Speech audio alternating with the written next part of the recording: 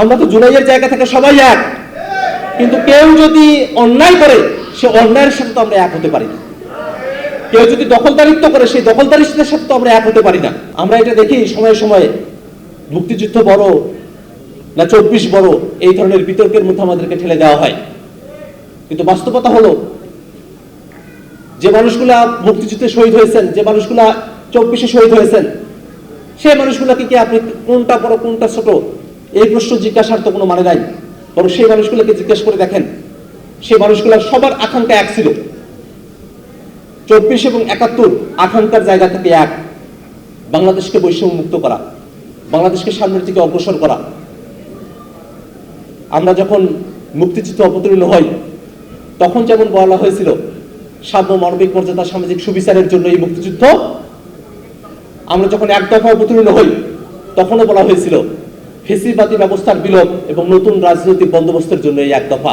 আমরা চেয়েছিলাম যে আমাদের বিচার বিভাগ স্বাধীন থাকবে, কিন্তু বর্তমান সরকার বিচার বিভাগকে স্বাধীন রাখার জন্য একটা আলাদা সচিবালয় দরকার, বিচারপতিতে নিয়োগের জন্য একটা আলাদা আইন দরকার, তার কোনো কিছুই তারা করছে না।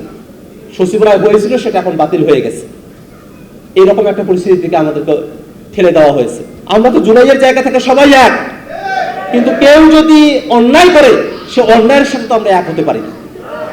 কেউ যদি দখলদারিত্ব করে সেই দখলদারিত্বের সাথে তো আমরা এক হতে পারি না।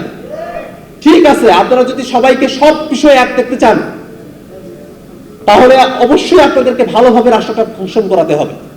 রাষ্ট্রটা যদি আপনারা ভালো করে ফাংশন না করান সেই জায়গায় তো আপনাদের সাথে আমরা একমত হতে পারবো না। আপনারা দেশটাকে ভালোভাবে চালান, আপনাদের সাথে আমরা একমত থাকবো, তাতে আমাদের কোনো পার্থক্যের জায়গা নাই। বরং আমরা এই কথাটা খুব স্পষ্ট করে বলি, বিএনপি সরকারই দেশ পরিচালনা করুক, তারাই সরকার হিসেবে থেকে যাক। জনগণ তাদেরকে ভোট দিয়েছে, ভোট পেয়েছে, যে পদ্ধতির মধ্য দিয়ে হোক, তারা তো এখন সরকারে আছে, তারা দেশ পরিচালনা করুক, কিন্তু দেশটা পরিচালনা করুক গণভোটের রায়ের ভিত্তিতে। আমাদের কোনো আপত্তির জায়গা নেই, কারণ গণভোট এটা দেশটা কেমন করে পরিচালিত হবে সেটি নির্ধারণ করে দিয়েছে। এই গণভোটের রায় হয়ে যাওয়ার পরে আর ব্যাক স্পেস দিয়ে পেছনে যাওয়ার কোনো সুযোগ নেই। গণভোট আমাদেরকে বলে যার হাসিনার ব্যবস্থার থেকে ফিরে যাওয়া সম্ভব না, ফ্যাসিবাদী ব্যবস্থার থেকে ফিরে যাওয়া সম্ভব না, এখন আমাদেরকে সামনে গণতান্ত্রিক পথে এগিয়ে যেতে হবে। আর যারা গণভোটকে অবৈধ বলে, যারা জুলাই সনদ বাস্তবায়ন আদেশকে অসাংবিধানিক বলে, নানাভাবে জুলাইয়ের যে আকাঙ্ক্ষা আছে তার বিরুদ্ধাচরণ করে, এ কথা বলে যে প্রশ্ন 4টা তার 3টা মানি, 1টা মানি না, 3.5টা মানি, আধাটা মানি না, এই ধরনের কথাগুলো যারা বলে তারা আবারও চায় দেশটা যেমন করে আগে চলতো ঠিক তেমন করেই তারা এখন চালিয়ে নিয়ে যাবে।